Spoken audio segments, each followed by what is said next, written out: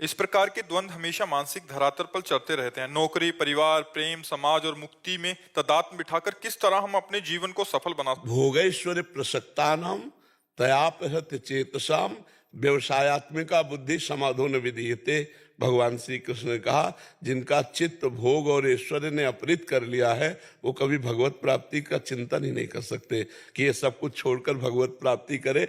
इतना ये मीठा जहर है कि इसे खाने में अच्छा लगता है, परिणाम में दुख होता है, लेकिन भोगने में अच्छा लगता है। इससे अलग जीवन जीना मतलब कभी कभी तो उत्साह ही नहीं बनेगा, ऐसा लगेगा मैं कैसे छोड़ सकता हूँ। लेकिन यही हमारा भ्रम है। इसी भ्रम को दूर करने के लिए साधना है। यदि हम साधना करेंगे तो हमारे अंदर सुंदर ज्ञान जागृत हो जाएगा, तब फिर ये सब छूटेगा, पहले नहीं छोड़ना। साधना के प्रथम चरण में क्या करना होगा? नाम जप। उठते बैठते चलते फिरते खाते पीते स्नान करो या ना करो, जैसी भी परिस्थिति में हो, इसीलिए नाम जप सर्वोपरि है। फिर नाम जप के प्रताप से फिर गुरु जी की शरणागति और गुरु से फिर गुरु मंत्र लेकर नियम पूर्वक फिर साधना करना। फिर उसमें कई प्रकार की साधनाएं होती। पहले तुम नाम जप पकड़ो, खान पान संभालो। खान पान ठीक है तो बस नाम जप पकड़ो, जो नाम तुम्हें प्रिय लगे वो नाम बराबर उसका चिंतन करो। जैसे राधा, तो रा बड़ा की मात्रा धा, ये लिखो दिमाग में। लिख गया? आप लिखे अभी? और बार बार इसी को लिखो और बार बार अंदर से उच्चारण करो, राधा राधा आप देखना कितनी शांति आपको मिलने लगेगी। इसी से शांति मिलने लगेगी। इसी से आपका, जब हमारा संसार का चिंतन छूटेगा ना और प्रभु का चिंतन होगा, तो एक आनंद की अनुभूति होती है। पहले पाप नष्ट होते हैं इसलिए जलन होती है, और फिर जहाँ पाप नष्ट हुए तो आनंद की अनुभूति होती है। आप इसी को शुरू करो, नाम जप करना। राधे राधे गुरुदेव, अभी अभी आपने बोला कि गुरु मंत्र को लेके जाप करना चाहिए जी, और उसके बाद आपने ये भी बोला कि जिस नाम में रुचि हो जी। तो गुरु मंत्र करते करते पहले सुनो, प्रारंभ में जिस नाम में रुचि हो, इसलिए कि आपने गुरु नहीं बनाया। प्रारंभ में जिस नाम में रुचि हो जपो। वो नाम क्या करेगा? आपके हृदय को शीतल करेगा, आपके हृदय में लालच पैदा करेगा भगवदानंद का, भगवत प्राप्ति का। अब जब भगवत प्राप्ति का लालच होगा तो हमें गाइड चाहिए कि हमें कैसे भगवत प्राप्ति होगी, तो हमें गुरु की शरणागति चाहिए। अब जब गुरु की शरण में होंगे तब वो मंत्र देंगे, उपासना देंगे, पद्धति देंगे, समझ रहे ना? गति चाहिए। अब जब गुरु की शरण में होंगे तब वो मंत्र देंगे, उपासना देंगे, पद्धति देंगे, समझ रहे ना? गुरु मंत्र करते करते मेरा मंत्र महामंत्र में बदल गया अपने आप। मतलब जैसे मैं, ये कमजोरी, हम इसे प्रशंसा नहीं कहेंगे, इसे हम कमजोरी कहेंगे कि आपकी अभी गुरु मंत्र में निष्ठा नहीं आई। नहीं, ऐसे थोड़ी कि गुरु मंत्र जपते जपते कुछ और चलने लगे। ये कमजोरी है साधक की। साधक अभी परिपक्व नहीं हुआ। नहीं तो जो गुरु मंत्र चल रहा है उसी गुरु निष्ठा में हम स्थित हैं। भूल करके रसना कटो जो अन रटो, निरख अन फुटो नयन, श्रवण फुटो जो अन सुनो, श्री राधा जस बहन। हमारी जबान कट जाए यदि हम और कुछ जपें, हमारे नेत्र फूट जाए जो और कुछ देखें, हमारे कान फूट जाए जो और कुछ सुने। जी, एक बार अगर ग्रस्त टूट जाए, ग्रस्त टूट जाए, या पति को छोड़ दिया, पति को छोड़ दिया। अब तुम्हारी हिम्मत हो तो ब्रह्मचर्य से रहो, अगर हिम्मत नहीं है तो आगे किसी को स्वीकार कर लीजिए। भाई देखो, इसमें हमें तो ये देखना होगा कि व्यभिचार से अच्छा है किसी एक पुरुष को स्वीकार करके धर्म पूर्वक जिया जाए। नहीं, चार लोगों से अगर हम मान लो ब्रह्मचारी नहीं रह सकते और इधर उधर गंदी हरकत करें, तो उस हरकत से अच्छा है किसी एक सात्विक पुरुष को स्वीकार करके भगवत आराधना करे। और इधर उधर मन भटकाने से ठीक नहीं है। ये बढ़िया है कि किसी एक पुरुष का आश्रय लेकर के निकल जाए, जिंदगी पार कर ले। पर ये देखना है कि अगर ब्रह्मचर्य रह सकते हैं तो मानो कि भगवान ने संसार से उद्धार के लिए आपको संबंध विच्छेद कर दिया। अब आप ब्रह्मचर्य से रहकर भजन करो। अगर ये क्षमता नहीं है तो फिर किसी एक पुरुष को स्वीकार कर लेना चाहिए। हिमांशु गोयल जी। राधे राधे महाराज जी। राधे राधे महाराज जी। महाराज जी, पिछले 16-17 महीने से आपसे जुड़ा हूं। महाराज जी, मुझे महादेव जी ने आपकी शरण में भेजा है। और महाराज जी, एक प्रश्न है कि सतु दीर्घ काल निरंतर सत्कार सेवितो दृढ़ भूमि। महाराज जी, क्या ये सूत्र भजन मार्ग को प्रतीक्षा मार्ग बनाता है? अगर हाँ तो श्री जी की कृपा कैसे पाएं कि कभी प्रतीक्षा करते थके नहीं? अभ्यास दृढ़ होने पर, यहाँ हम कृपा और प्रतीक्षा इन शब्दों का प्रयोग नहीं करते। सूत्र क्या कह रहा है? सा माने जो तुम्हें गुरु मंत्र मिला है, जो तुम्हें नाम मिला है, सा तू दीर्घ काल मतलब लंबे समय तक, निरंतर सत्कार सेवितो दृढ़ भूमि। यदि निरंतर आदर के सहित बहुत लंबे समय तक मंत्र जपा जाए तो फिर करना नहीं पड़ेगा, फिर होने में आ जाएगा, और जब होने में आ जाएगा तब आनंद की अनुभूति होगी। पातंजलि जी, सा तू दीर्घ काल निरंतर सत्कार बराबर आदर सहित जपे। क्योंकि दीर्घ काल इसलिए कहा, कभी कभी मन रजोगुण से युक्त हो जाएगा तो भोग विलासिता चाहेगा, कभी तमोगुण से युक्त हो जाएगा तो निद्रा आलस्य प्रमाद, कभी सतोगुण से युक्त होगा तो रुचि बढ़ जाएगी। तीन गुणों का प्रभाव अंतःकरण में पड़ता रहता है। हम भजन का ऐसा भाव रखें कि रजोगुण में भोग इच्छा होने पर भी भजन न छूटे, तमोगुण में निद्रा आलस्य की स्थिति में भी भजन न छूटे। सातु दीर्घ काल निरंतर निरंतर आदर के सहित सत्कार। अब सत्कार शब्द पर ध्यान दें। भोजन अच्छा मिला, नाम जब छूट गया तो सत्कार किसका हुआ, आदर किसका हुआ? भोजन का। रुपया मिला, नाम जब छूट गया तो आदर किसका हुआ? रुपये का हुआ। कोई व्यक्ति मिला, उससे बातचीत में लगे, भजन छूट गया, चिंतन छूट गया तो कौन बड़ा हुआ? भजन बड़ा हुआ या वो व्यक्ति बड़ा हुआ? व्यक्ति बड़ा हुआ। कोई घटना घटी, सुखद या दुखद, भजन छूट गया तो कौन? घटना बड़ी हुई या भजन बड़ा हुआ? तो ये बात देखना। सातु दीर्घ काल निरंतर सत्कार, नाम से बढ़कर कुछ नहीं, गुरुमंत्र से बढ़कर कुछ नहीं। तो हम बात भी करें तो नाम का चिंतन करते हुए राधा, भोजन कर रहे हैं तो राधा, कोई घटना है तो राधा राधा राधा। हमें न तो शोकित होना है न हर्षित होना है। हर्षित होकर के नाम छूट जाएगा, शोकित हो गए तो नाम छूट जाएगा। हम द्वंद्वों से पराजित ना हो, सत्कार सेवितो, सत्कार के सहित नाम जब करें तो दृढ़ भूमि, अर्थात फिर कुछ समय बाद देखेंगे आप कि आपका भजन स्वाभाविक चल रहा है। आप सो के उठे, भजन करना नहीं पड़ रहा, भजन हो रहा है। आप किसी से बात कर रहे हैं, अंदर ही अंदर मंत्र नाम चक्कर लगा रहा है दिमाग में, इसका मतलब भजन चल रहा है। तो दृढ़ भूमि हो जाएगी। सातु दीर्घ काल निरंतर सत्कार सेवितो दृढ़ भूमि। सेवितो पर ध्यान दें। राधा राधा राधा राधा, हमारा चिंतन सीधे नाम पे बना रहे। जैसे रुपए का प्रेमी रुपए का अंदर ही अंदर चिंतन करता रहता है, कामी पुरुष जैसे काम चेष्टा का चिंतन करता रहता है, ऐसे हमें प्रभु के नाम का चिंतन होना चाहिए।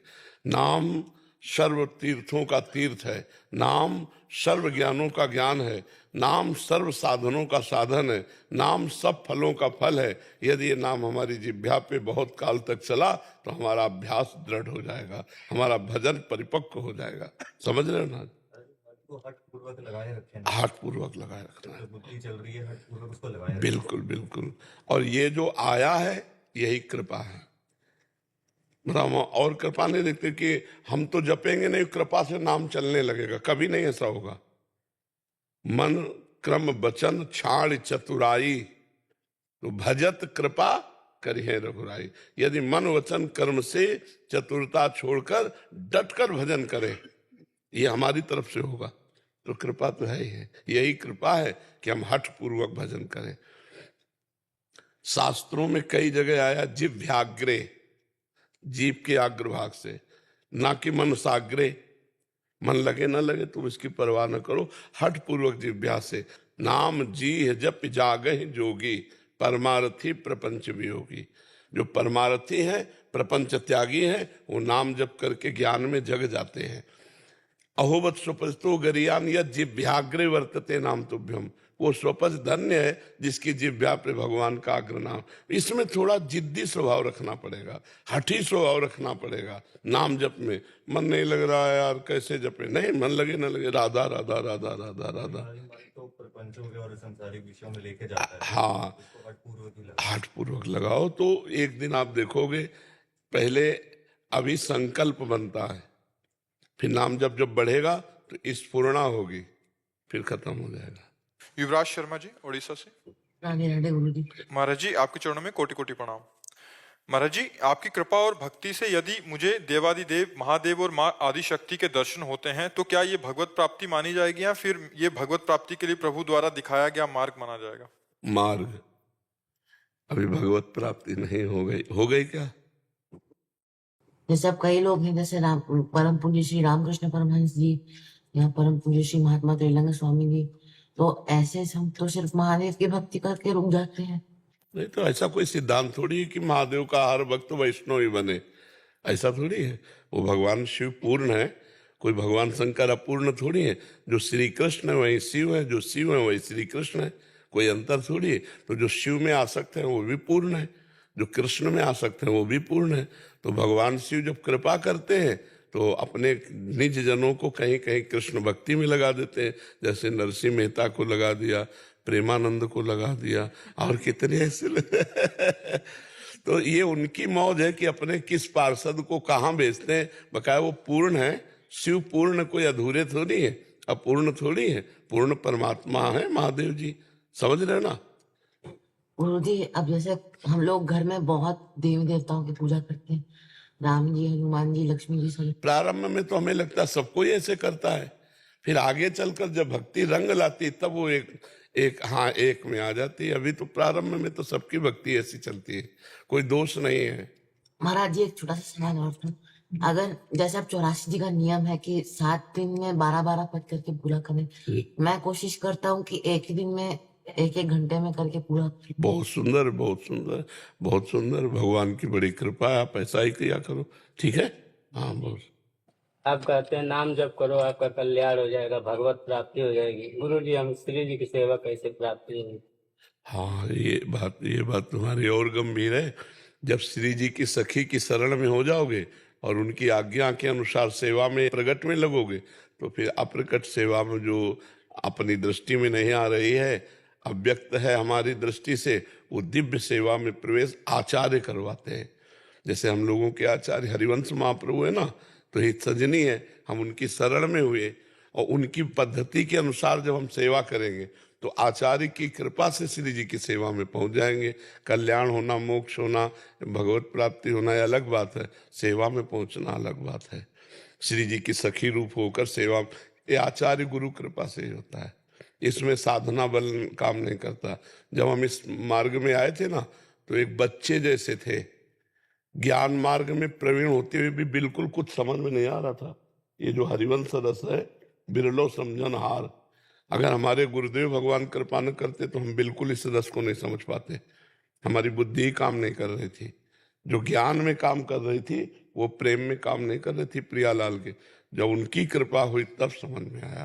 तो हरिवंश महाप्रभु का शरणागत होकर गुरुदेव की आज्ञा के अनुसार रस रीति से यदि सेवा की जाए तो यहाँ जो सेवा में रुचि होगी वही श्री जी की सेवा में पहुंचा दिया जाएगा। हाँ गुरु जी हमारे माता पिता वर्ष पदार्थ का सेवन करते हैं तो हम आप तो वो अपनी गति को प्राप्त होंगे, आप मत खाइए, आप अपनी गति को प्राप्त होंगे। उसी बर्तन में हमको पाना पड़ता है ना, फिर तो दीक्षा नहीं मिल सकती, फिर दीक्षा नहीं दे सकते, क्योंकि अभक्ष भोजन का तो त्याग हम जब किसी को दीक्षा देते तो 4 बातें कहते हैं।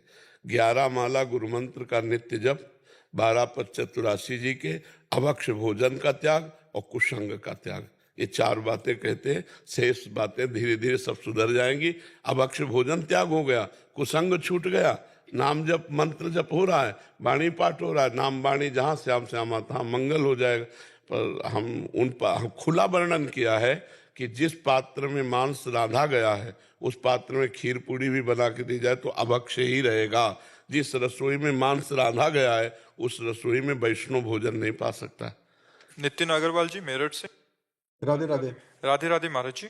महाराज जी मैं निर्णय लेने में धर्म व कर्म के बीच में फंस जाता हूँ। कर्म करता हूँ तो लगता है धर्म के विरुद्ध है और मैं गलत कर रहा हूँ। धर्म व कर्म में नहीं, कर्म 2 प्रकार के होते हैं, एक निषिद्ध कर्म जो नहीं करने चाहिए और एक कर्म जो करने चाहिए, जिनको कहते हैं शुभ कर्म। एक अशुभ कर्म, एक शुभ कर्म। तो जो नहीं करने चाहिए वो तो करने ही नहीं चाहिए, जो करना चाहिए वो करना चाहिए। जैसे काम है तो अपनी पत्नी के साथ धर्म है, लेकिन दूसरे की पत्नी के साथ अधर्म है, वो हमें नहीं करना है तो नहीं करना है, समझ रहे ना। ऐसे ही पूरे जीवन की दिनचर्या को देख लीजिए, जो अधर्म है वो आप जानते हैं, क्योंकि अधर्म करने की भावना आते ही अंदर से भगवान बता देते हैं कि ये गलत है, नहीं करना चाहिए। बता देते हैं कि नहीं सबको, सबको भगवान अंदर कहते ये गलत है, यार मेरा मन नहीं कहता कि मैं करूं, फिर होता है अरे यार। तो वो जो दो मन की वृत्तियां होती हैं, एक असत मन और एक सत मन। सत मन कहेगा कि नहीं, असत मन कहेगा अरे करो कोई बात नहीं है, ठीक है, चलता है सब। तो धर्म वही होता है जिसको करना चाहिए, ऐसा संत कहते हैं, शास्त्र कहते हैं, वो कर्म करना चाहिए। और जिसे धर्म कहता नहीं करना चाहिए, उसे नहीं करना चाहिए। कर्म धर्म अलग अलग नहीं है, एक ही है। धर्म पूर्वक किया हुआ कर्म कल्याण करेगा और अधर्म पूर्वक किया हुआ कर्म पतन में ले जाएगा। धर्म कर्म अलग अलग नहीं है कि ये धर्म है और ये कर्म है, नहीं, ये धर्म है, यही करना हमारा कर्म है। जो धर्म है वही हमारा कर्म है, जो अधर्म है उसको त्याग देना है। समझ पा रहे हैं आप? हमारा पर कभी कभी व्यथा ऐसी होती है कि जैसे मैं कोई कर्म कर रहा हूँ और उससे किसी का नुकसान हो रहा है, पर वो मेरा कर्म है करना, तो अब उसमें देखना पड़ेगा कि किसी का नुकसान, जैसे वो आदमी गलत है और उसका नुकसान हो रहा है, हम अपने कर्तव्य का पालन कर रहे हैं तो ठीक है, लेकिन वो सही है तो आपका वो कर्तव्य कैसा हो सकता है जो किसी को दुख पहुंचाए? हमें बताओ कौन सा कर्म। महाराज जैसे मान लीजिए कोई अज्ञानी है और मैं कोई कर्म कर रहा हूँ, उसका नुकसान हो रहा है, पर वो उस चीज नहीं, अब हमें ये देखना पड़ेगा कि आप क्यों ऐसा कर्म कर रहे हैं कि उसका नुकसान होगा। महाराज मतलब मैं एक उदाहरण के तौर पे बताऊं, आप किस डिपार्टमेंट में हैं? मैं एक कंपनी में प्रबंधक के कार्य पर हूँ। हाँ। तो मेरे पास लगभग 100 लोग काम करते हैं। तो मान लीजिए किसी के लिए मैं कोई निर्णय ले रहा हूँ, तो कभी कभी ऐसा होता है कि उसका नुकसान हो रहा होता है, पर मेरे पास एक मतलब पावर है कि मैं उसको नुकसान होने से रोक सकूं। हाँ। तो पर वो अपनी जगह गलत है, पर वो अज्ञानी है। हाँ, इसमें देखना है कि अगर वो आपकी कृपा से उसका नुकसान भी ना हो और वो सही ढंग से चलने लगे तो ज्यादा अच्छा रहेगा। एक बार दो बार किसी को हम कठोर शब्दों से शासन में भी लेकर सुधार सकते हैं कि देखो भाई ये काम है, अगर ये काम आप इस तरह से नहीं करते हैं तो आपको निकाल देंगे, या आपको जो भी दंड विधान है। तो हमें लगता है एक दो बार अगर हम चांस दें किसी को तो फिर ज्यादा अच्छा रहेगा। डायरेक्ट किसी का अहित ना करें, एक दो बार उसको सचेत कर दें।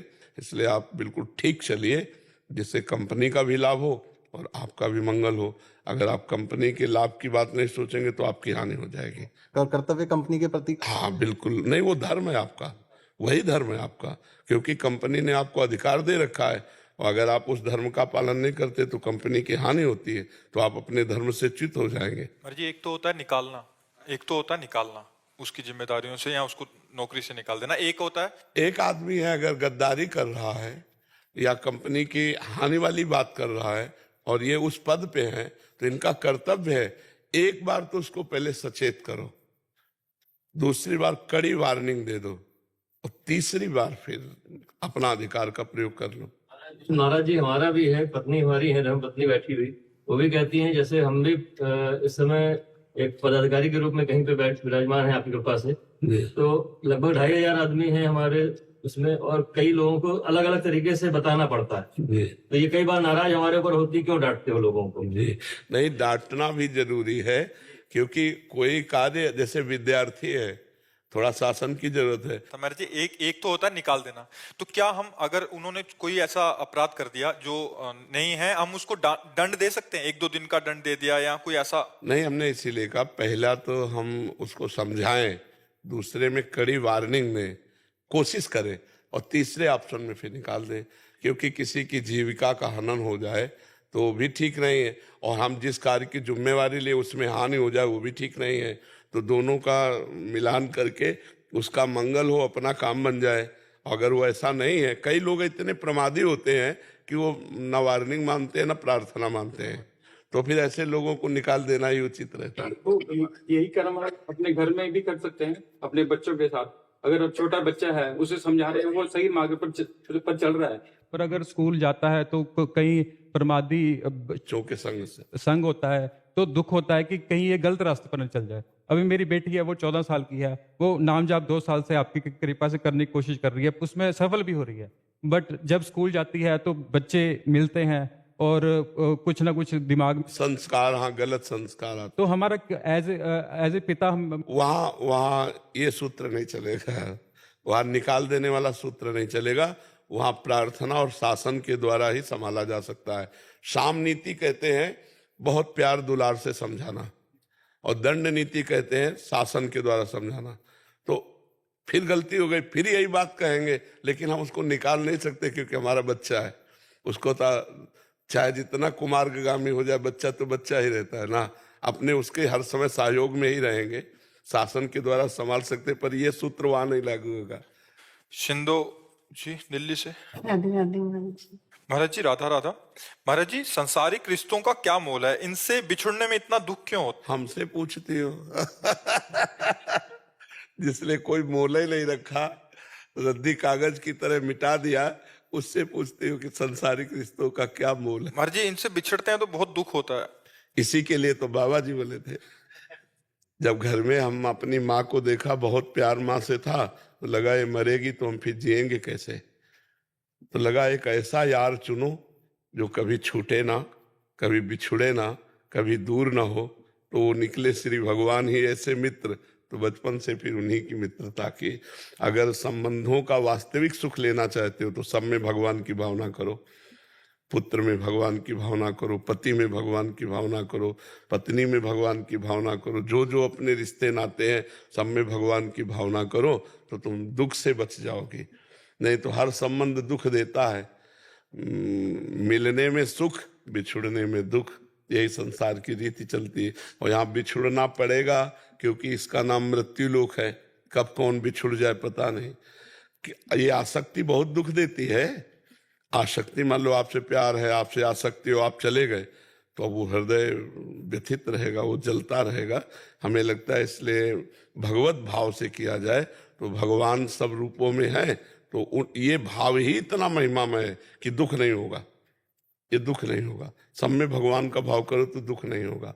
भगवान के भाव के बिना जो संबंध है वो बिना दुख दिए जाएगा नहीं, वो दुख दे के ही जाएगा। मेरा पुत्र 20 साल की उम्र में अकाल मृत्यु को प्राप्त हो। हाँ, ऐसा होता। तो अब उस चीज से बाहर आने में दिक्कत। हाँ बिल्कुल, लेकिन बाहर आ जाओ तो अच्छा, नहीं तो तुम भी चली जाओगी। सोचते सोचते तुम भी चली जाओगी, इस मनुष्य जीवन को व्यर्थ कर दोगी। हमें लगता है जल्दी से जल्दी बाहर आ जाओ और अपना काम मनाओ, अपने पुत्र का भी मंगल करो, नाम जप करो, और पुत्र को दो तो अकाल मृत्यु हो गई, उसका भी मंगल हो जाएगा। और नाम जप करो, आप अपना भी मंगल कर लो। अब दुख किए तो कुछ हाथ लगना नहीं है। मान लो रोज बैठ के 2-4 घंटा चिंतन करो, रो उसका, तो ना उसका मंगल होगा ना आपका मंगल होगा। अब रोने से हटो और भगवान का नाम स्मरण करो, और वो नाम उसको दो कि उस जीवात्मा जो हमारा पुत्र बना था उसका मंगल हो, तो उसका भी मंगल होगा, आपका भी मंगल होगा। महाराज जी, कई बार ऐसे रिश्ते होते हैं जैसे भगवान कृष्ण और सुदामा की ऐसी मित्रता होती है जो हमें सही रास्ते पे चलाती है। हाँ बिल्कुल। उनसे तो संबंध विच्छेद करना नहीं, संबंध विच्छेद नहीं, भगवत भाव। भगवत भाव और सही रास्ते पे चले तो ऐसी मित्रता तो कायम रहनी। बिल्कुल बिल्कुल बिल्कुल, लेकिन कायम रहेगी नहीं। ये माया क्षेत्र है, कहीं न कहीं प्रतिकूलता आ जाएगी, कहीं न कहीं विक्षेप पड़ जाएगा। बराबर श्री कृष्ण और सुदामा की जैसी मित्रता तो श्री कृष्ण ही निर्वाह कर सकते हैं। सुदामा जैसा त्यागी और श्री कृष्ण अनुरागी, और श्री कृष्ण जैसे ऐश्वर्यवान और ऐसे त्यागी मित्र को प्यार करने वाले। नहीं, गरीब मित्र को कोई प्यार करता है क्या? गरीब मित्र को आए फोन उठाने बंद कर दे कि कहीं कुछ मांग न ले ले। तो वो अगर किसी चीज की आप शुभकामना भी दे रहा होगा तो भी फोन नहीं उठाएंगे। अरे ये बात ये है। महाराज जी, आपकी शिक्षा मुझे अपनी इंद्रियों पर काबू रखने में शक्ति देती है, इसके लिए मैं आपका आभारी हूँ। महाराज जी, इनका प्रश्न है कि इनके पिताजी कोई दूसरी महिला के साथ रहते हैं और उनसे एक बच्चा भी है, और ये लास्ट में एक प्रश्न कर रहे हैं कि अगर मैं अपने पिता के प्रति दोष भाव करता हूँ तो क्या मुझे भगवत प्राप्ति में नहीं, दोष भाव करना ही चाहिए इस स्थिति में, क्योंकि तुम्हारे जैसा जवान पुत्र है और फिर भी वो अन्य महिला का संग कर रहे हैं और संतान उत्पन्न कर रहे हैं, तो कहीं ना कहीं वो अपनी वासनाओं के अधीन है। तो आपको अलग ही रहना चाहिए, अलग ही भाव कर लेना चाहिए। अब मानना ही नहीं चाहिए कि वो आपके पिता है, क्योंकि उन और संतान और महिला से तो फिर अब आपको अलग ही रहना उचित है। अगर आप उनका संपर्क करेंगे तो आपके जीवन की हानि हो सकती है या उनके जीवन की हानि हो सकती है। कभी आपको गुस्सा लगा, वो प्रतिकूल हुए, तो आप नाराज होकर कुछ न कर बैठे, और कहीं आप बाधा पड़ेंगे तो कहीं वो कुछ कर ना बैठे। इसलिए हमें लगता है दोनों अलग रहो तो अच्छा है। उनको अपने मार्ग में चलने दो, जहाँ वो जा रहे हैं तुम अच्छे मार्ग में चलो। जी आजकल ये बहुत प्रश्न आ रहे हैं, कल भी एक प्रश्न था हम पढ़ नहीं पाए थे। देखो अभी तो कोई बात ही नहीं है, अभी तो 5000 वर्ष कलयुग के हुए, थोड़ा और कलयुग बढ़ने दो। भाव भ्रष्ट आचारा सब संसारा धर्म सुने नहीं काना। महाराज जी कल के उसमें था कि मेरे पिताजी मेरी उम्र की लड़की को घर ले आए। हाँ, तो ऐसा यहाँ जहाँ ये बच्ची बैठी, यहाँ एक दिन एक लड़की नहीं बैठी थी कि मेरे साथ बचपन से ऐसा मेरे घर वाले कर, 2-3 दिन हाँ 2-3 दिन पहले, और बहुत डिप्रेशन में थी। तो ये सब राक्षसी प्रवृत्ति, इसीलिए तो कहते हैं जब तक अध्यात्म को स्वीकार नहीं करोगे, धर्म को स्वीकार नहीं करोगे, तब तक बुद्धि शुद्ध नहीं होगी, ये सब गंदी बातें बनी रहेंगी। तो हमें लगता है जो गिर रहे हैं गिरने दीजिए, अपने को संभाल लो। इसी तरह के वीडियो देखने के लिए चैनल को लाइक एंड सब्सक्राइब करें।